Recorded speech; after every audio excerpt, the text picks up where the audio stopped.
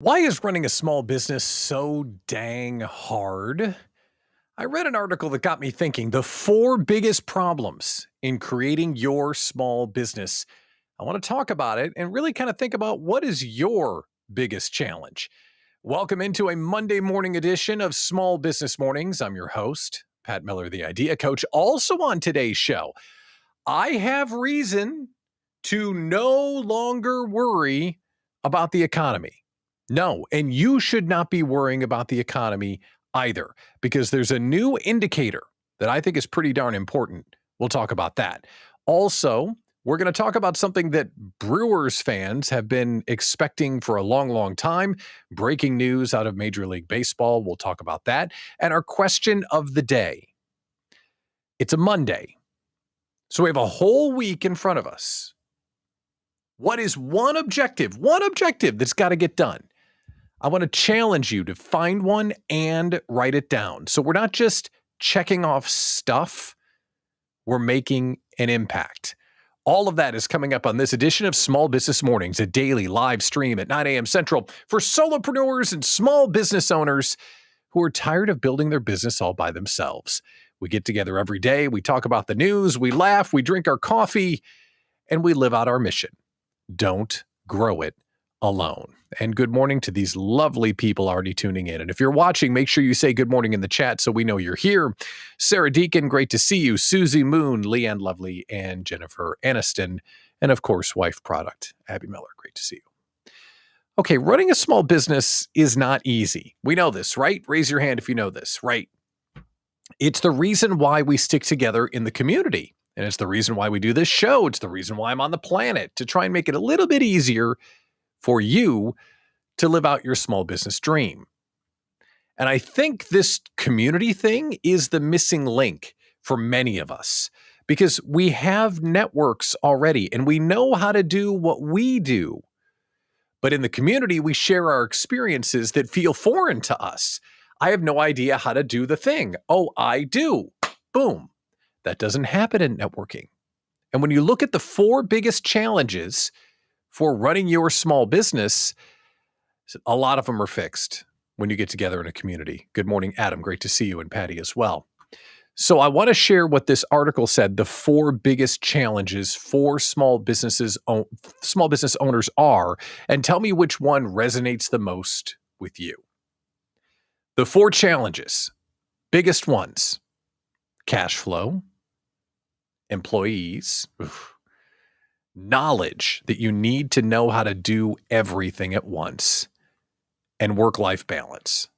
So again, those four: cash flow, employees, knowledge, and work-life balance. Doesn't that seem accurate? You're feeling that, right? And there are various forms of deadly, because some of those things can be annoying. Like, I wish that challenge was better, but some of those challenges are downright deadly. Let's start with cash flow. Cash flow will kill you. Do you charge enough? How are my expenses? What about the payment terms? How do I manage my money?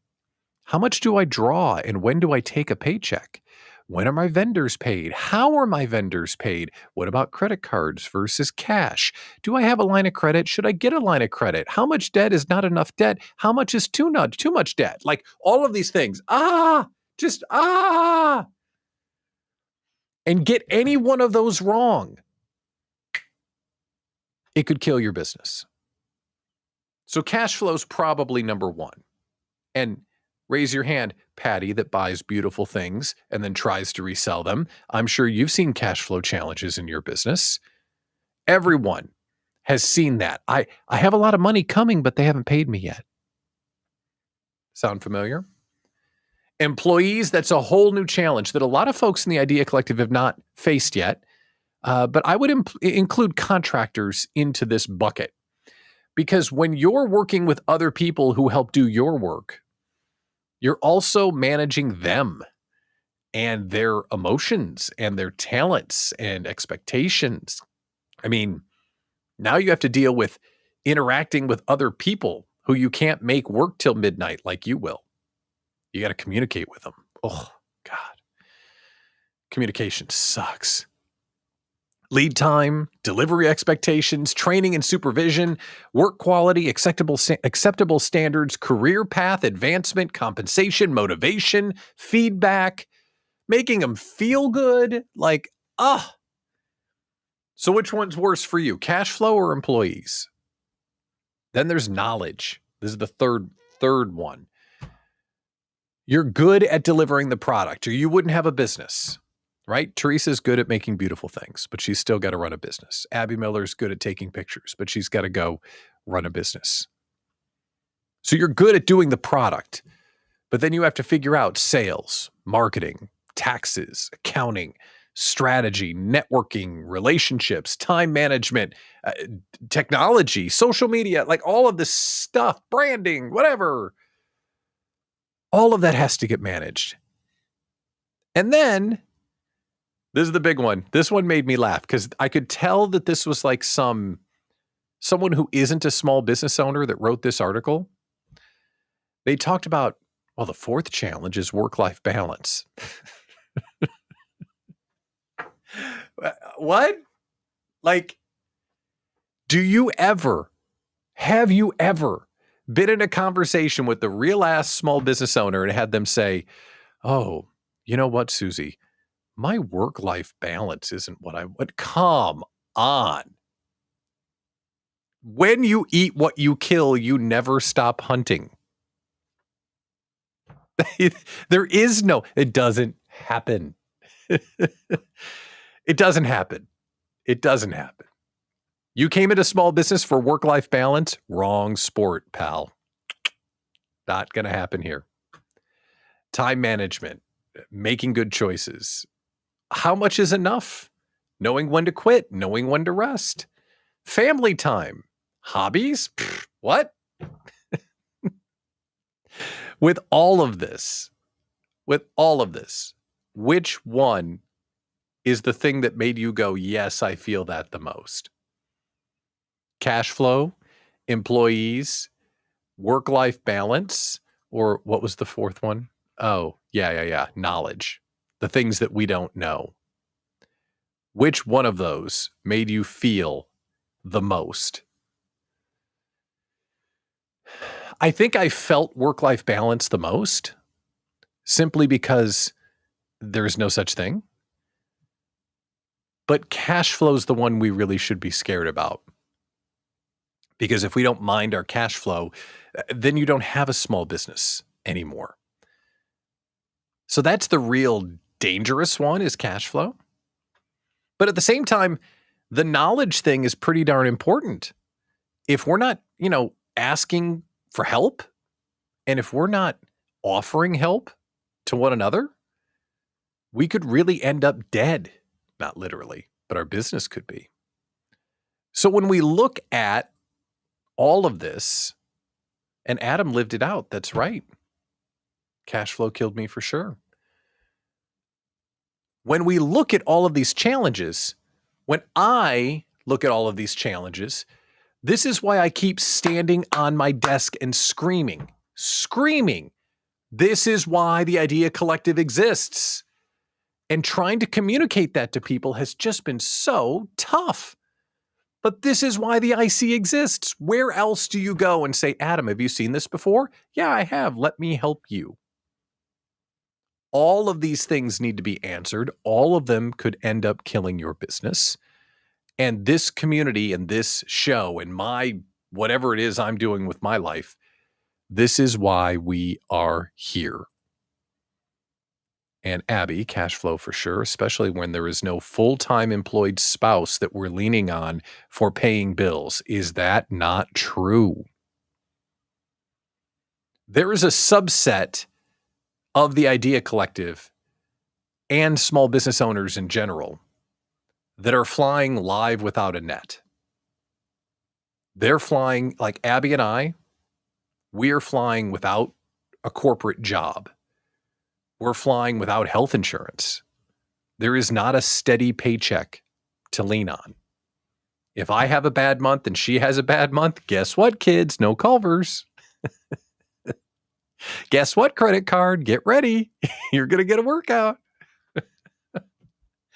That's a good point, Abs. And that's really true. There's really no room for error when you are your own small business owner. I bring it up because it's Monday, and I bring it up because when I saw it, those are the dangers that we're facing. Knowledge, cash flow, work-life balance, employees. Those are all things that we have to be aware of. So those are the table stakes that we're playing. So thank you for joining us this morning and helping us as we try and live out our small business dream.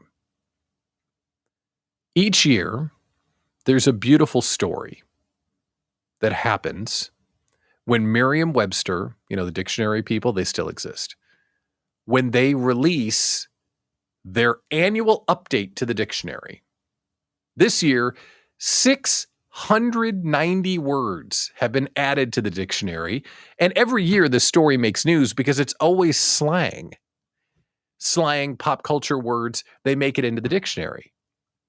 And here are the words that stood out to me that are now in the dictionary. So if you use them, hey, it's in the dictionary. Go look it up. Some of the words that made it are goated, as in the greatest of all time. Like, hey, you've been goated. That's like a verb. You've been goated. Bracketology, the March Madness brackets. Dad bod.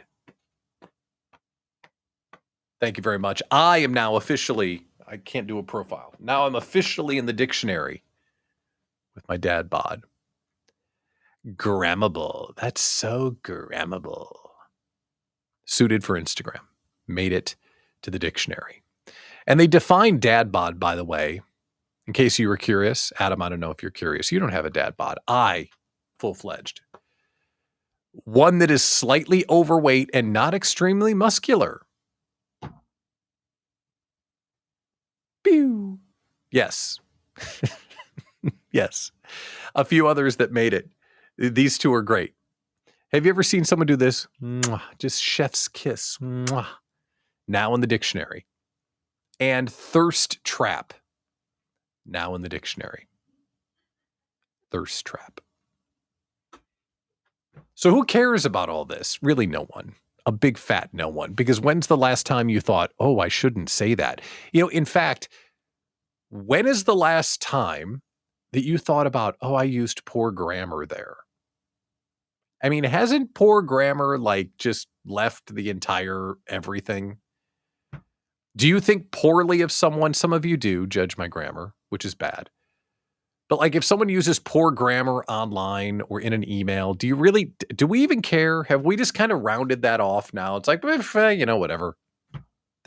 Whatever. I don't even know what a predicate is, to be honest. It seems like we've just kind of moved on. So word nerds care and Scrabble players care. So congratulations, Scrabble players. Dad bod is now usable. This is Small Business Mornings, and we are fired up for a Monday. This is our daily live stream, 9 a.m. Central, for solopreneurs and small business owners who are tired of building their business all by themselves. We go through the news, we have a laugh, and we get ourselves ready to take on the day and the week, living out our mission. Don't grow it alone. And here come the grammar nerds. There they are. I like grammar. Jennifer Aniston. Yes, we care. Okay. Some of us are radio dudes. We don't have to type things down.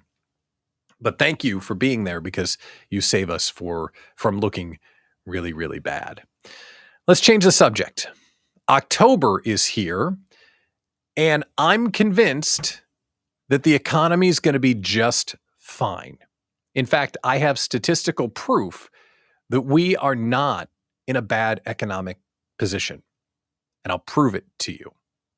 But before we do that, October is now here.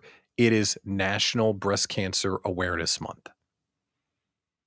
And I have women in my life. I have women in the community. I care about your health. Please go get checked. Please get your mammograms and be proactive of taking care of yourself. This year, it hits a little bit differently, as one of my very good friends just went through a mastectomy on Friday. And she's at home recovering. I don't know if she's watching this morning, but get well, Bets. All of my love to you. So if you are, you know, carrying, please get yourself checked. That came out so wrong. Can I go back? I need to edit a live show. You know what I meant. Okay. Take two. Please. This is going to be the edit. Edit. Please get your mammograms and take care of yourself. Good morning, Jennifer. Glad you're here just for that. Okay.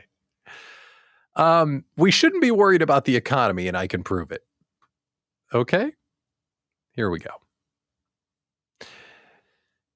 When we worry about the economy, we worry about how much money our clients have to spend. And when we think about growing our business, we got to make sure that they've got the ammunition to pay us what we're worth. I'm not worried about the economy right now, and you shouldn't be either, and I can prove it to you. The National Retail Federation revealed this Halloween, we will spend a record $12.2 billion. That is a lot of billions on Halloween. And that's why I don't worry about the economy, and you shouldn't either. I walk through my neighborhood every day, and if I can pass people buying 15-foot plastic skeletons for their yard, they're not having a problem buying groceries. It's that simple. $12 billion on Halloween? Have you bought Halloween candy yet? Do you know how expensive Reese's peanut butter cups are? And now, okay, can we talk for a second? We're going to talk about this. Reese's peanut butter cups, talk about shrinkflation. I remember a glorious time when you bought a Reese's peanut butter cup, bang, Reese's peanut butter cup. Now it's like you buy a bag, like the bags with the fun size, which is the worst name in America, fun size. They'd be fun if they were bigger. You buy a bag of fun size candy, and there's like 4 in there. And there's like that much little peanut butter inside. We have a peanut butter crisis, and when I'm elected president, I will fix it. But candy is ridiculously expensive, and people are buying 15-foot spiders for their yards. I'm not worried about the economy, and you shouldn't be either, as long as people are doing that. Because if you remember in 2008, I remember 2008, when the economy really hit the skids, the housing crisis happened. I remember being called into my boss's office, being told that I was getting a pay cut, and being told I should be happy about it because that meant they didn't have to fire more people. Oh yeah, your bonuses gone. Pay cut? Yeah. But you know what? If we didn't do that, more people would get fired.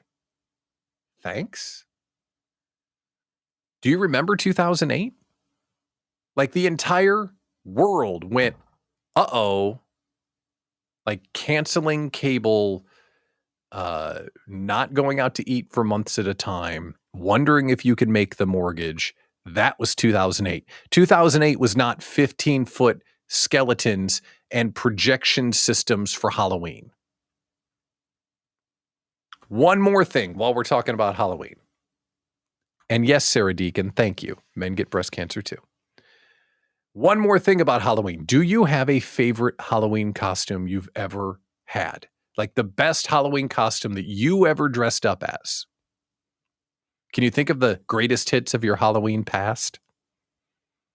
I have one, and I will show you who I was. I can't find the picture of me as this person. I know it's out there, but I can't find it. Have you ever seen the movie Reservoir Dogs? Remember Reservoir Dogs? Tarantino movie? Awesome Tarantino movie. Well, back when I had hair, I went as Mr. Pink. And I totally rocked it. I had the black suit, the black skinny tie. My hair looked just like Steve Buscemi. I had the goatee going on, and I was dead skinny back then. Again, dad bod. dead skinny. But I went as Mr. Pink one Halloween. And you may think to yourself, Steve Buscemi. Yeah, Steve Buscemi. Let me take my glasses off. Okay. Let me go here. Let's go here. I'm going to look and kind of open my eyes a little bit. Right? Now watch this. Steve Buscemi. Let me see if I can get his pose down here. Chin down a little bit, up, looking up. Right? Steve Buscemi. Yes. The ugliest man in Hollywood. The ugliest man in Hollywood is my doppelganger. Thank you very much. And I went as Steve Buscemi for Reservoir Dogs one year. And it was awesome. Like, I completely won Halloween one year. So hopefully you have a favorite Halloween costume that you can do sometime. But for me, that was it. And boy, we had fun. And that was back in college. Oof. I think I had fun. I don't quite remember, but it was pretty epic. We've got a breaking Brewers story we're going to do here in a minute. Sarah Deacon says, it wasn't me, but my husband went as a Lego guy when we were in our early 20s. Yes. Oh, and yeah, Abby, yeah, she went as Elaine from Seinfeld one year. People just thought I had gotten off work until I started dancing. Abby has the Elaine hair, in case you didn't know.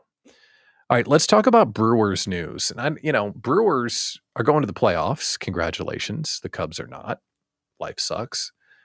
But there's breaking Brewers news that even the most casual fan expected all along. Former Milwaukee Brewers baseball operations leader David Stearns has been appointed the president of baseball operations for the New York Mets. This has been the rumor for how long? Ever. David Stearns led the Brewers from 2016 to 2022. He's been an advisor in this past year. Took the Brewers to the playoffs several years in a row, 2 NL Central titles, and a title and the postseason again this year. The guy is really, really good. And all of baseball has wondered, hey, what if this guy had a payroll? Well, he's going to now. The difference between New York and Milwaukee is money. This year, the Brewers are like the 20th payroll team, 18th payroll team. They spent $124 million on their players. Now, you think that's a lot of money. The Mets were the number 1 payroll team, $343 million. Like, the top 3 Mets players make more than the entire Brewers payroll. It's not even close. So this guy who basically held a bake sale every weekend to put a team on the field is going to Madison Avenue and buying whatever he wants. I have no doubt that they will be good again soon. So good for him, and good luck to the Brewers because the playoffs start tomorrow. Wild card games are going on. And yes, like I say, the Cubs did not make it. Life sucks. And we are not going to talk about any Chicago sports other than that because I'm still crying. In fact, I didn't go on the air until 2 after today because I had to wipe away my tears. So we are not talking about any Chicago sports. Meme of the day from Sarah Deacon, the adulting coach helping teenagers and young adults find their way in life. Thank you, Sarah, for sending in a meme of the day. And if you see a meme in your social media feed, send it to me and you'll get a free commercial on air as well. Meme of the day fits into what we started with the show, like when we were talking about how hard it is to be a small business owner. We do this not because it is easy, but because we thought it would be easy. That's about what? 60 days into running your own business when you realize you've talked to a bunch of clients. I'm like, wow, I think I've really got a thing here, but they don't buy. Or maybe 90 days into it when you have a few clients, but not enough. And then you start to think to yourself, maybe I'm too expensive. Maybe I'm not doing the right thing. And then you start offering more products and start jacking around. We do this not because it's easy, but because we thought it was going to be easy. Absolutely right. Excellent meme. Thank you, Sarah Deacon. If you've got a meme, again, send it to me. I appreciate it. All right, we're going to dismount today's show by making your business a little bit easier to run. So instead of doing a question of the day like I normally do, what's your favorite Kool-Aid color? And the answer is purple. I will hear no other debate. But instead of just asking what's your favorite Kool-Aid color, a purposeful question of the day. What is your number one objective for this week? And I'm talking about impact, not busyness. My to-do list right now is as long as my arm. But there's really only one or two things that are going to move the business forward when I get them done. Because on your list, you have a list of things that got to get done and a list of things that move the business forward. And I don't want to talk about productivity and efficiency. I want to talk big, fat priorities. So I want you to reflect. This whole show, we've talked about how hard it is to be a business owner and this and that. It's Monday. Well, guess what? We got a whole week to fix it, friends. So what are we going to do about it? I want to know one thing that has to get done this week to keep the business moving forward. I'm not talking about busyness. I'm talking about impact. And when I'm thinking about impact, I'm thinking about two different areas. First area, where can I generate cash? Because as Adam pointed out, cash flow is king. And the second place that I think about is where can I generate leverage? Let me explain. Cash is simple. Can I get people to buy their darn tickets for the conference this week? Because we have so many people who say they're coming and we need them to buy their tickets so they can come to the conference. So what can I do to motivate them? Cash, fine. And leverage.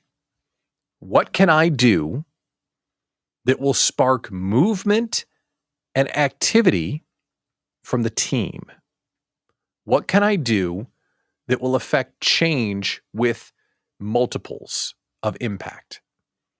So if I was worried about productivity and task completion, in 1 hour, I might be able to check 10 different tasks. When I'm talking about leverage, how can I spend 1 hour organizing the work and productivity of the team? Because if I can spend an hour directing the team, then I can get an explosion of productivity towards my goals. When we reflect back to what are the hard things about being a small business owner, and number two was employees, it's because leadership is hard. And thinking about what your teammates need to be productive is also hard. And it's time consuming. And if you think first about the check of your list, instead of thinking about how your activity generates multiples of activity for your team members, then you're not doing it right. Would you believe right now for the Idea Collective Conference in early November, me, a guy in his basement, has 8 people? I have a team of 8 people working on the conference. So what is a better use of my time? Spending an hour working on the program, which is important, or spending an hour directing the activity of 8 team members that get to go out and make an impact? No brainer when you put it that way. So I'm asking you today, what are you going to do to generate cash? And what are you going to do to generate leverage? And leverage comes from leadership and understanding that your efforts will multiply when you take the time to communicate with your team, set strategy, and think. Different way to look at it. So what do we got here? Number one things we got to get done. Sarah is sharing personal outreach and follow-up. Very good. And we've got Jennifer, frame out the end of year webinars and seminars. For sure. A little bit of thinking going on there too. Love both of those things. So what are you doing to generate cash, or what are you doing to generate leverage? Both of those are things that we should be thinking about as we get our week started. So I want you to take a time, log off the show before you dive into your task list. Think about that, cash or leverage. And Susie, you said it best. get those butts in seats. Susie, I think we can designate you director of butts. Get them in the seats. Thank you very much. Let's talk about getting butts in seats because we've got 2 events coming up, one this week, one next week. We are headed to Madison. We're doing another Idea Collective networking event with Susie Moon leading it on Wednesday the 4th from 10 to 11:30. This free event is a chance to do some networking and experience the Idea Slam in person. We were talking about where do you go to get your questions answered? How do you get the feedback from other people who know? That's what we're doing in the Idea Slams. Totally free event. Susie Moon is leading it. Thank you, Susie, for doing that. Join us on Wednesday in Madison at Serendipity Labs. And then coming up on Monday, a week from today, I'm going to be leading an event at Bank 59 in Milwaukee. We're going to do the same thing, connect with small business owners, and I'm going to lead an Idea Slam feedback session in person as well.